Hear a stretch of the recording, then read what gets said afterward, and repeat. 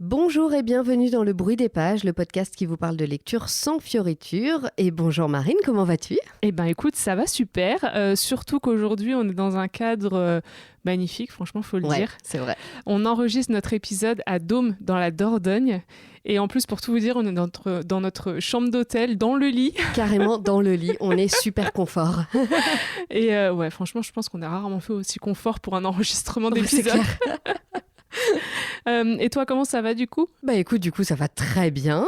Et puis je suis vraiment contente d'être avec toi et avec vous aujourd'hui parce que c'est un épisode assez spécial pour nous. Et oui, on fête les 2 ans du podcast. D'ailleurs Catherine, gâteau, bougies, j'ai tout prévu alors que tu es prête à souffler les bougies du bruit des pages avec moi. Allez, c'est parti. C'est pas très radiophonique, mais faisons-le toutes les deux. Ouais. À 3.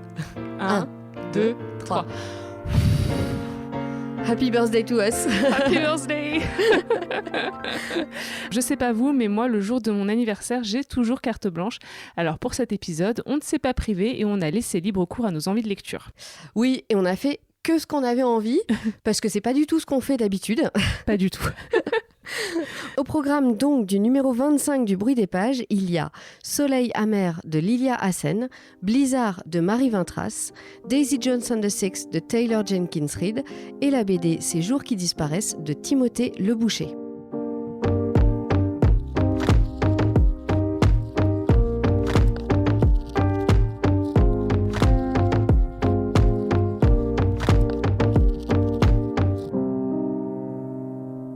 On commence avec ce roman qui attendait depuis bien trop longtemps sur notre pile à lire. Il fallait bien un épisode anniversaire pour enfin trouver le temps de le lire.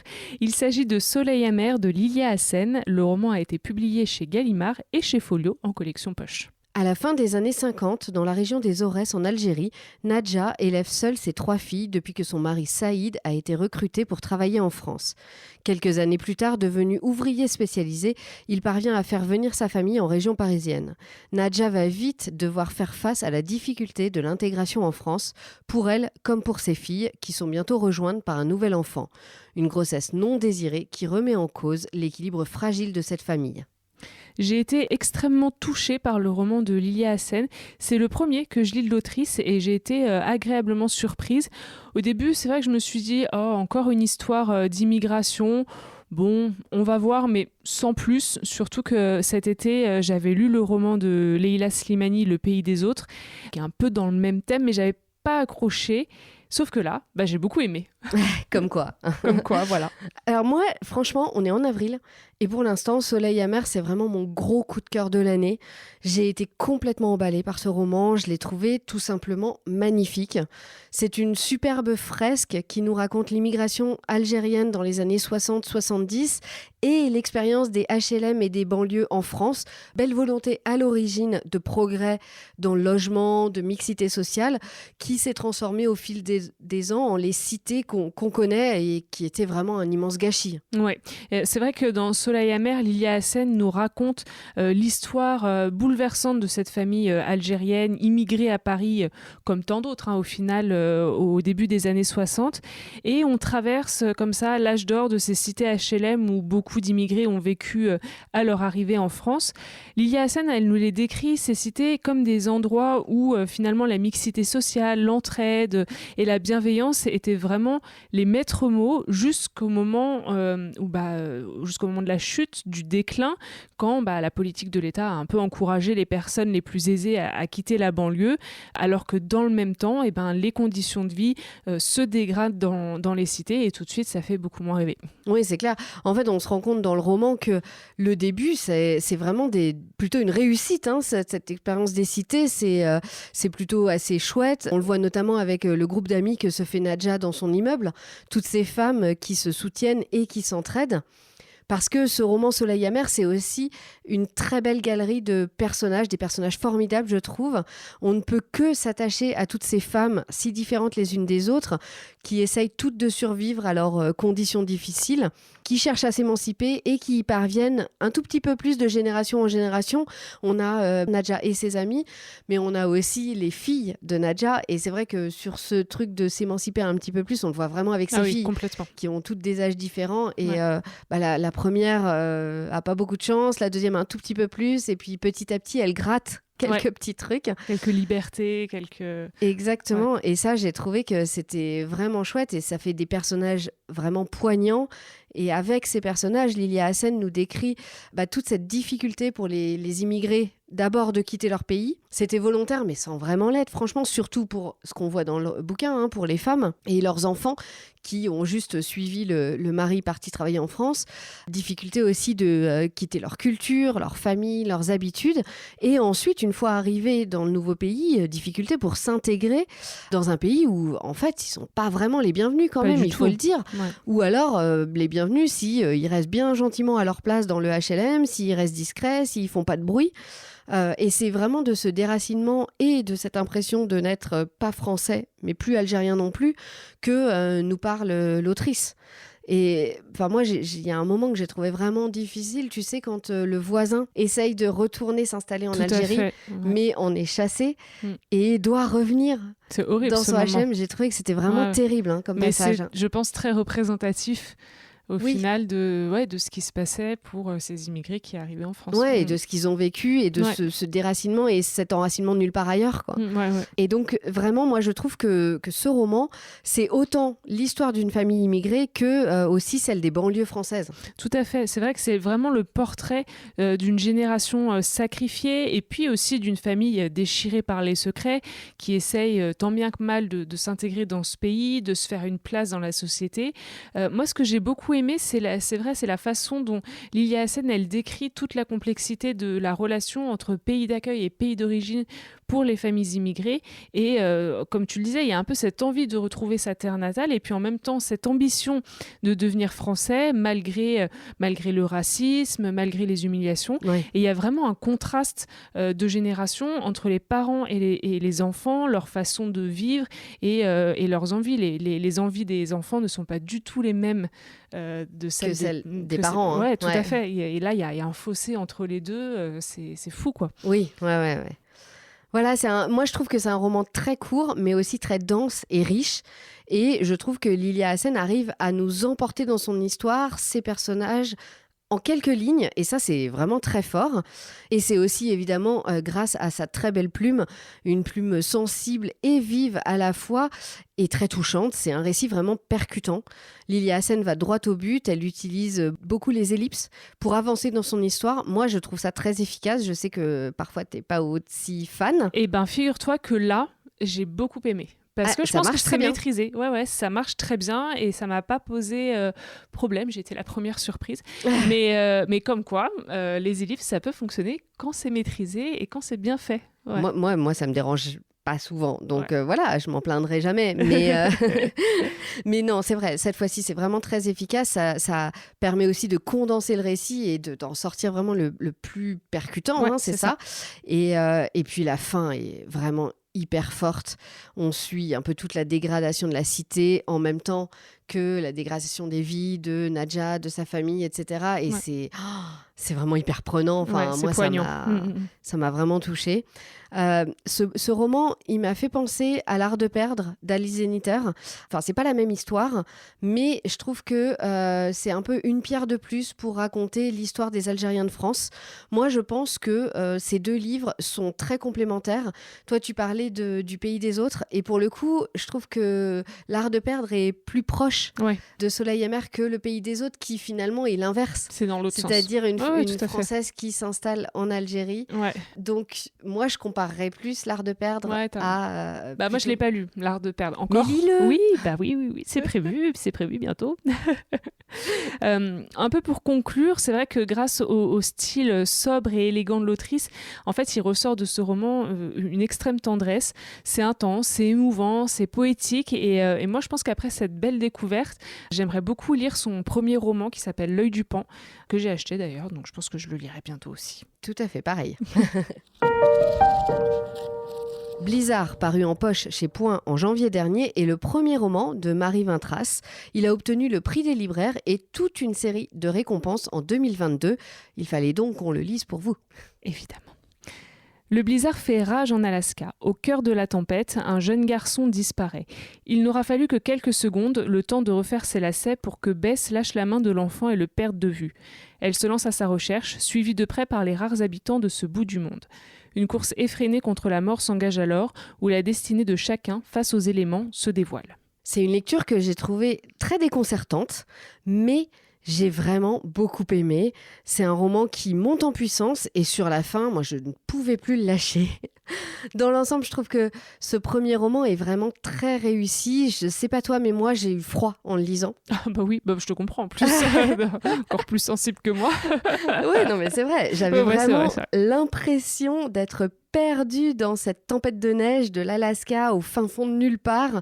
Et je retenais mon souffle en espérant que Bénédicte retrouve Bess et Thomas. Il y a un côté vraiment très haletant à ce roman. Ah bah complètement, ouais. Et là, c'est vrai qu'on vous propose encore un roman assez court, mais vraiment percutant. Moi, j'avais entendu parler du roman de Marie Vintras à sa sortie. Et quand je suis tombée dessus en poche, je me suis dit que là, c'était l'occasion de le lire. Et moi, je dirais que ce roman, c'est un peu un ovni. On commence directement avec la disparition de cet enfant, comme c'est dit dans le résumé. Et puis, à partir de là, c'est vrai qu'il faut quand même s'accrocher parce que on comprend pas tout dès le début. Et surtout pendant la première partie. Après, petit à petit, les choses s'éclaircissent. Mais c'est vrai que dans cette première partie, il faut accepter de lâcher prise, de ne pas comprendre tout ce qui se passe. Et on avance comme ça un peu petit à petit. Et là, ça devient cool. Dans la tempête. Dans la tempête. Non, je suis d'accord. Au début, c'est un petit peu difficile d'entrer dans le roman, notamment parce qu'on passe du point de vue d'un personnage à l'autre très rapidement, puisque c'est des chapitres très courts. Et il y a tout un mystère qui, du coup, se révèle petit à petit sur les motivations et le passé de chacun. Ce format fait de chapitres très courts et même de phrases courtes d'ailleurs, entretient vraiment ce mystère, ces secrets et cette tension qui monte de plus en plus au fil du texte. C'est une écriture qui est très rythmée et ça permet à Marie Vintras de distiller très habilement les informations sur les personnages, sur leurs secrets, sur tous les mystères qui les entourent. Et plus on avance dans la lecture et plus on plonge dans ce blizzard et dans ce suspense avec Bess, Bénédicte, Freeman et Cole. Et là, on se laisse vraiment emporter au fur et à mesure. Ouais, complètement. C'est vrai que comme tu le disais, c'est un roman à 4 voix. Chaque chapitre se focalise sur l'un des personnages. Et en réalité, cette course effrénée contre les éléments, c'est l'occasion d'en apprendre plus sur le parcours de chacun. On n'est pas tant focalisé sur la disparition tout à fait. que sur le passé de chacun des personnages. Et c'est ça qui est génial. Et là, après, on commence à replacer un peu les morceaux du puzzle pour comprendre comment on en est arrivé là. Exactement, ouais. Et on est un peu comme chacun de ces personnages, on avance comme ça pas à pas, à l'aveugle, dans la tempête, jusqu'à ce que enfin le soleil perce et qu'on puisse comprendre le rôle de chacun. Finalement, c'est un peu une sorte de huis clos angoissant dans un espace qui est vaste, sauvage, immense. Et moi, j'ai adoré ce contraste. L'écriture, elle est à la fois très fluide, elle est originale, elle est très mystérieuse. Il n'y a aucun dialogue dans le récit, alors que on pourrait dire du coup c'est super ennuyeux, il y a que des monologues, c'est un peu lourd, mais en fait pas du tout. En fait, je m'en suis rendu compte à la fin qu'il n'y avait pas de dialogue. Ouais. Genre au bout d'un moment, je me suis dit tiens, mais c'est marrant, en fait il n'y a aucun dialogue. Mais ça m'avait pas du tout dérangé pendant toute la lecture. Mais je pense que c'est aussi dû au fait que les personnages sont vraiment très bien écrits, ils ont tous des failles, mais c'est presque ces failles-là qui les rendent attachants. Pas tous, mais bon. Une partie. Voilà. Je pense notamment, moi, à Bess ou à Freeman. Oui. Et en fait, là, maintenant que j'y pense, je me dis, oui, mais Bénédicte aussi, en fait. Ouais, voilà. Donc, voilà, enfin, vraiment, on s'attache à ces personnages un peu à cause ou grâce à leurs failles. Et puis, avec Bénédicte et Freeman, on a une belle réflexion sur ce qu'est la paternité.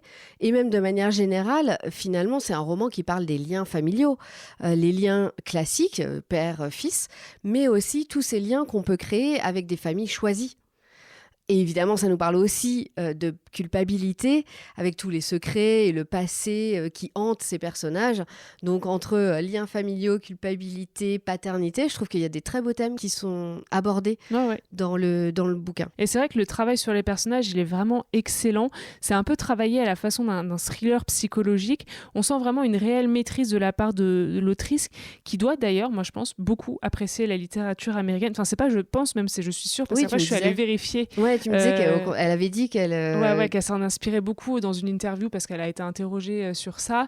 Et oui, elle a plein de références d'auteurs américains et ça m'étonne vraiment pas parce que Blizzard, c'est un peu typiquement le genre d'histoire qu'on pourrait retrouver chez Gail Meister, et puis c'est un roman qui dénonce un peu les travers de la société américaine parce que tu as d'un côté le personnage de Cole qui incarne un peu les lecteurs Trumpiste par excellence pour les caricaturer, mais c'est un peu ça. Et puis cette femme, Bess, qui est l'anti-héroïne, rejetée par la société et qui finalement se retrouve quand même au centre de cette intrigue. Moi, je pense que voilà, si c'est pas un coup de cœur, je dirais pas ça, mais c'est quand même le genre de roman qu'il faut découvrir et peut-être même relire pour en décrypter toutes les subtilités. Tu sais, quand t'arrives à la fin, tu dis « Ah, ok, c'était ça ». Bon, bah du coup, je le relis pour maintenant tout bien comprendre dès le début. Et ça, c'est tout à fait faisable puisque c'est un roman court qui se lit presque d'une traite. Et moi, je vous le conseille vraiment. Moi, j'irais jusqu'à dire que c'est un coup de cœur, franchement. Okay. Ouais. Pas un énorme coup de cœur, mais un bon coup de cœur.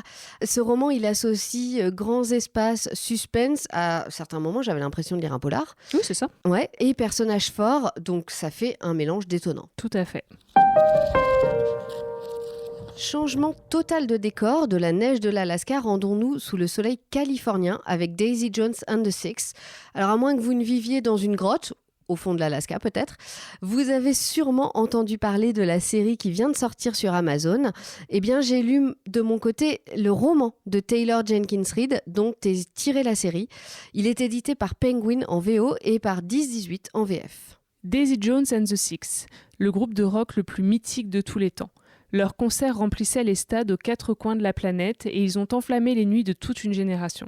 C'est l'histoire de l'euphorie qui vient avec le succès, des excitants qu'on prend pour entretenir la magie et des calmants qu'on avale pour essayer de dormir. Bref, c'est l'histoire du rock'n'roll. C'est aussi celle de Daisy Jones, l'icône ultime. Mais le 12 juillet 1979, après le plus mémorable des concerts, le groupe a éclaté. Personne n'a jamais su pourquoi, jusqu'à aujourd'hui. Musiciens, fans, managers, amants, gardiens d'immeubles, ils ont tous été les témoins de cette histoire, mais 40 ans plus tard, chacun a sa propre version de la vérité. Celui-là aussi, j'ai bien envie de le mettre dans ma liste des coups de cœur. C'est pas vraiment comparable à Soleil Amer ou à Blizzard, je pense qu'on peut pas les mettre sur le même niveau, mais j'ai passé un super moment en lisant Daisy Jones and the Six. J'ai adoré le roman, je me suis plongée avec délectation dans cet univers de sex, drugs et rock'n'roll. Pour tout vous dire, j'ai commencé la lecture et je n'ai pas reposé le roman jusqu'à ce que je l'ai terminé. Comme une vraie groupie digne de ce nom. Effet réussi. Voilà, exactement. Je trouve que Taylor Jenkins Reid a vraiment un talent incroyable pour faire vivre des univers très forts. C'est un peu comme elle avait fait avec Les 7 maris d'Evelyn Hugo dont tu nous avais parlé, c'était l'été dernier je crois. Oui, c'est ça, je l'avais lu pendant mes vacances. Et en effet, alors avec Evelyn Hugo, c'était le Hollywood des années 50-60. Et d'ailleurs, j'avais adoré le roman. Et là, avec Daisy Jones, c'est encore une réussite. Cette fois-ci, on plonge donc dans les années 70 avec l'ascension, le succès et l'arrêt brutal en pleine gloire d'un groupe de rock fictif, mais qui rappelle des groupes de cette époque.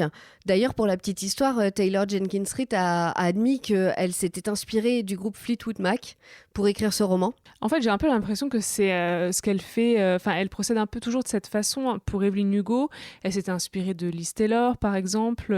Oui, alors, est-ce qu'elle le fait tout le temps ? Je ne sais pas, parce que pour l'instant, c'est les deux seuls romans que j'ai lus de Taylor Jenkins Reid. Mais clairement, en tout cas pour ces deux-là, c'est ça. Donc, j'imagine qu'à chaque fois, elle cherche un peu où elle a des petits événements de l'histoire, de la culture qui l'inspirent. Et puis, à partir de là, elle tricote quelque chose. Moi, ce que j'ai d'abord adoré dans ce roman, c'est le procédé de narration utilisé par Taylor Jenkins Reid. L'histoire se déroule au fil d'interviews des membres du groupe et de personnes qui les ont côtoyés à l'époque. J'ai trouvé que c'était un moyen vraiment formidable et vraiment original pour raconter l'histoire.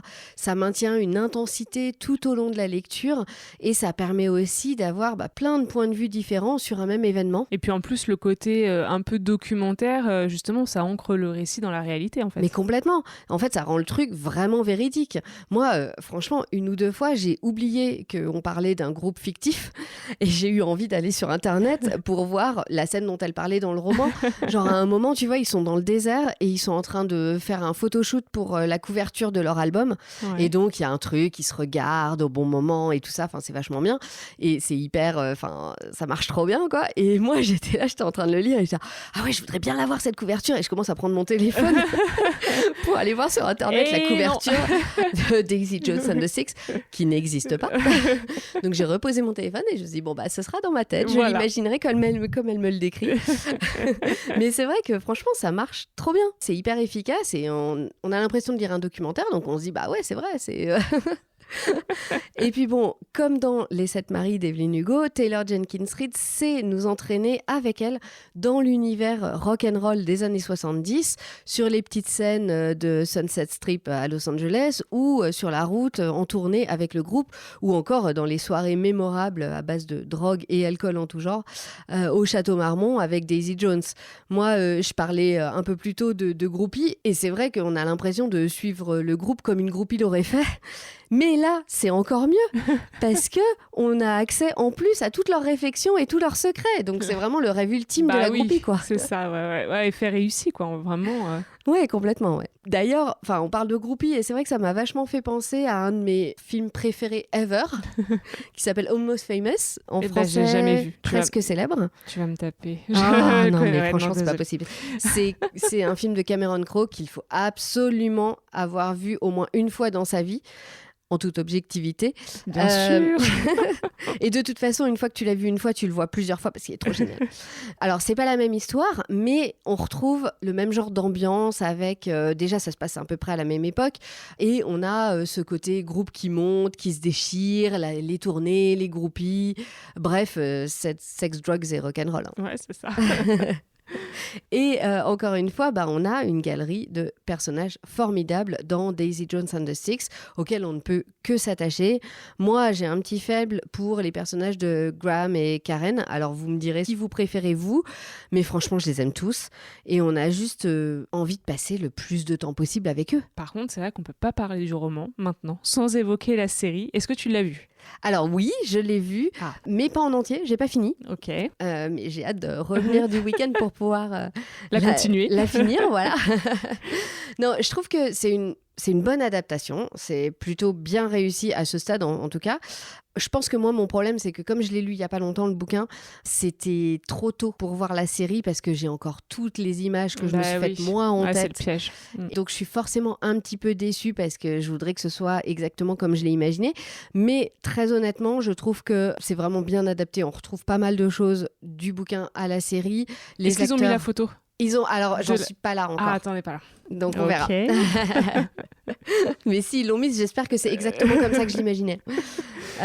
J'adore les acteurs. Ils sont vraiment super. Okay. Il y a juste, moi, un truc que je regrette, si on veut, c'est la musique. Alors, je dis si on veut parce que, en fait, la musique dans la série, elle est vraiment trop bien. Mm-hmm. Mais dans le roman, évidemment, tout tourne autour des chansons du groupe. Et ça va loin parce que l'autrice a même été jusqu'à écrire les paroles de chaque chanson à la fin du livre. Donc, ce qui est très chouette, je trouve. Tu peux même te les chanter toi-même, en fait. Voilà, si tu veux. Et donc, moi, je m'attendais à les retrouver telles quelles dans la série. Et en fait, ils ont réécrit les chansons. C'est dommage, ça. Et voilà, je trouve ça un peu dommage parce que finalement, ils auraient pu prendre les paroles et les mettre en musique. Tant qu'à faire. Alors, bon, les chansons qui sont dedans sont super. Moi, j'ai la BO dans les oreilles depuis... La playlist sur Spotify. Exactement, ouais, tout à fait. Et d'ailleurs, j'ai lu le livre en écoutant cette BO. Ah ouais, sympa. Ce qui était complètement adapté, donc c'était vraiment super. Mais je recherchais un peu, à chaque fois, j'étais là genre, mais c'est pas ça qu'ils disent dans les chansons, je comprends pas, c'est pas les mêmes paroles. Donc voilà, j'aurais bien aimé qu'ils gardent les vraies chansons, entre guillemets, d'origine.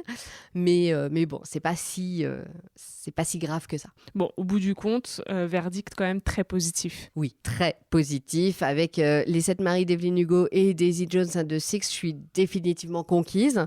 Maintenant, j'ai hâte de lire Malibu Rising que tu m'as offert pour mon anniversaire. Et je pense que je m'arrêterai pas là. Il y en a un autre encore. Oh, il y en a pas mal. Il y en a plusieurs autres. Okay. Il y en a un qui est sorti il y a pas très longtemps, je crois, qui s'appelle Carrie Soto is Back. Oui, c'est ça. Mais elle avait écrit aussi d'autres romans avant. Donc, il y a de quoi faire. Hein. Il y a de quoi retenir. Et d'ailleurs, ce sera l'occasion de chercher les références parce que Taylor Jenkins Reid s'amuse à faire des caméos de ses personnages d'un roman à l'autre, ce que je trouve, moi, très marrant. J'adore le principe. Ouais, l'idée est trop cool. Très cool. Par exemple, Mick Riva, qui est un des maris d'Evelyn Hugo, et l'un des personnages principaux de Malibu Rising, si je me trompe pas, parce que je l'ai pas encore lu, donc voilà.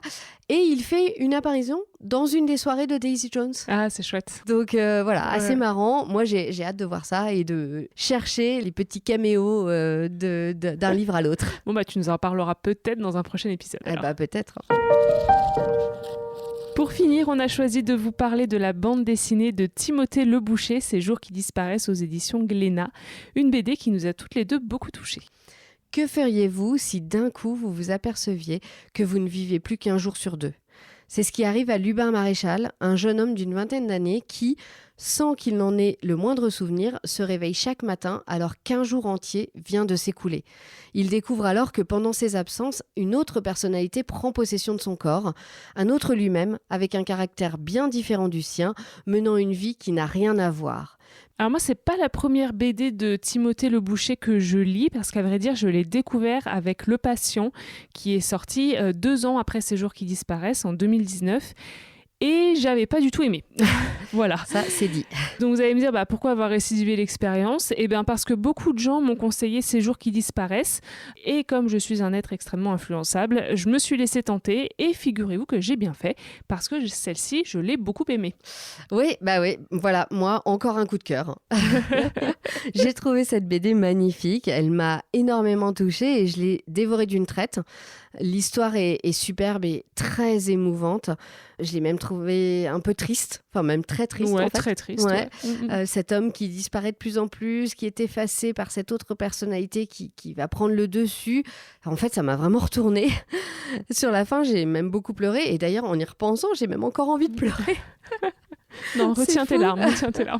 Pourtant, le début est plutôt amusant, je trouve. Lubin et son double s'organisent pour se partager le temps. Ils se laissent des vidéos pour se passer le mot en mode « Tiens, je t'ai laissé une part de tarte, fais-toi plaisir » ou « S'il te plaît, continue mes échauffements quand c'est ton jour. » Un peu comme, tu sais, un couple de parents divorcés qui se laissent des mots pour gérer l'enfant. C'est exactement le modèle. Mais évidemment, quand l'un commence à prendre le dessus sur l'autre, ça devient beaucoup plus dramatique et la question devient comment ne pas disparaître complètement et c'est là que que le bas blesse. Oui, exactement. Ouais. C'est vrai qu'on retrouve un peu les mêmes thèmes que dans Le Patient. Il y a tout un truc autour du dédoublement de personnalité, la perte d'identité, etc. Mais ici, vraiment, il n'y a pas photo. Le scénario est beaucoup plus prenant, beaucoup plus touchant. Moi, je me suis vraiment attachée au personnage et à l'histoire de Lubin qui se retrouve donc confronté à ce phénomène quand même impossible, disparaître et quitter son corps un jour sur deux avec toutes les conséquences que ça peut engendrer et qu'on peut imaginer. Ouais, c'est une BD qui parle vraiment d'identité et de personnalité. Comment gérer quand on perd son identité, sa personnalité ? Finalement, sans cette personnalité, sans cette identité, c'est la personne entière qui disparaît. Et puis, ça parle aussi du temps qui passe. Le temps qui passe toujours trop vite. Et quand il ne nous reste plus que quelques jours, qu'est-ce qui est le plus important ? Ce qu'on voit dans la BD, c'est que c'est bien de passer ce temps avec les gens qu'on aime. Moi, j'ai trouvé que tous les personnages secondaires, et évidemment Lubin aussi, mais sont très attachants. La famille, les amis qui restent jusqu'au bout, qui ne lâchent pas et qui vont venir dès qu'ils apprennent qu'il est là pour le voir, pour profiter juste une journée de lui. Ça m'a vraiment touchée. Ouais, non mais totalement. En plus, c'est vrai que c'est une lecture qui est vraiment rapide, qui est prenante. Enfin, on l'ouvre, on le lâche pas jusqu'à la fin, parce qu'en plus c'est ultra énigmatique. On veut quand même savoir ce qui va finir par se passer. On a envie de connaître le fin mot de l'histoire. En revanche, c'est vrai que moi j'ai un peu de mal avec le trait et les dessins de Timothée Le Boucher. Je m'étais déjà fait la réflexion quand j'avais lu Le Patient. En fait, je suis pas très fan. C'est vrai que c'est très épuré, mais c'est un peu trop posé, un peu trop plaqué, je trouve. Et là, de nouveau, dans cette BD, j'ai pas trop aimé, quoi. c'est un peu particulier. Ouais, alors moi j'ai bien aimé le dessin, j'ai bien aimé les couleurs, mais je vois ce que tu veux dire, c'est un peu trop propre sur soi, Ouais, c'est ça. tout à fait. Y a rien de très excitant, quoi. Ouais. C'est un peu tout lisse. Il n'y a pas de mouvement, quoi. Ouais. Ouais, non, c'est un peu le truc qui m'a dérangée. Alors après, c'est vrai que quand le scénario est dynamique, comme dans Ces jours qui disparaissent, ça va. Mais dans Le Patient, par exemple, moi, je me suis vraiment ennuyée. Enfin, c'est horrible de le dire, mais je pense que le dessin y a contribué justement parce que c'est un peu plat. Donc, si en plus le rythme de l'histoire est lent, alors là, c'est bon, c'est fini.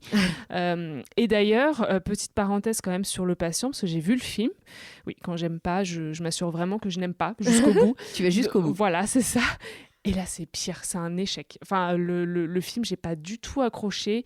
C'est horriblement lent, c'est mal écrit, c'est mal joué. Et en plus, le pompon, c'est le scénario qui ne correspond pas du tout à celui de la BD.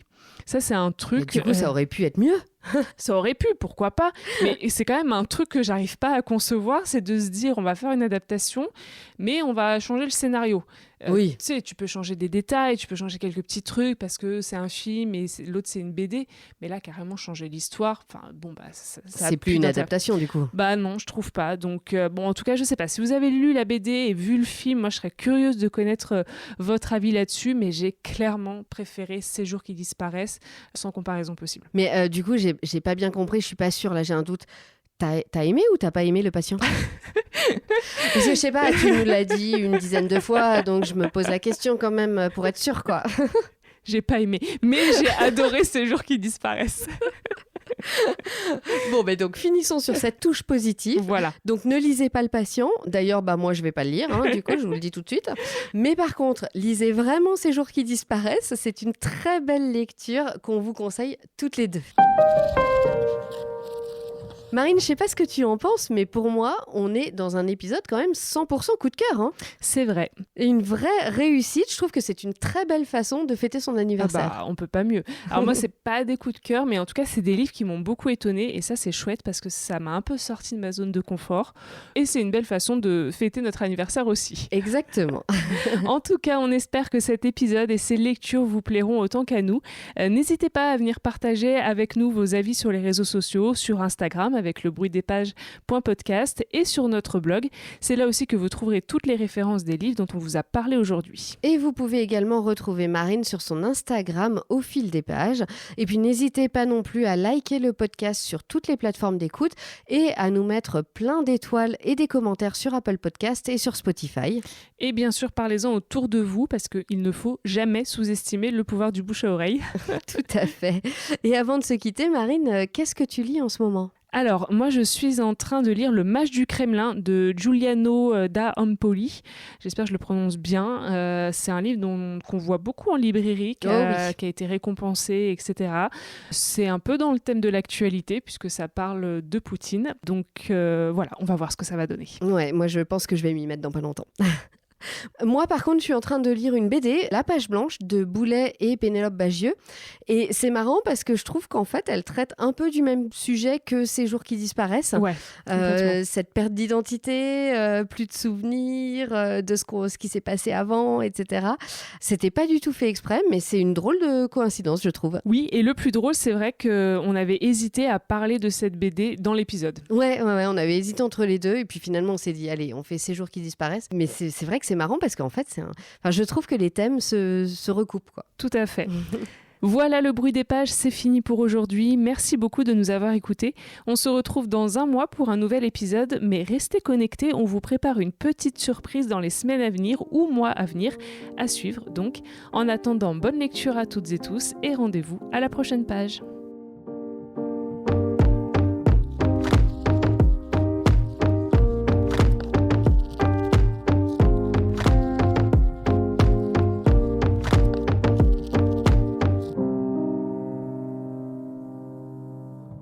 Happy birthday to you. Le bruit des pages. Happy birthday to you.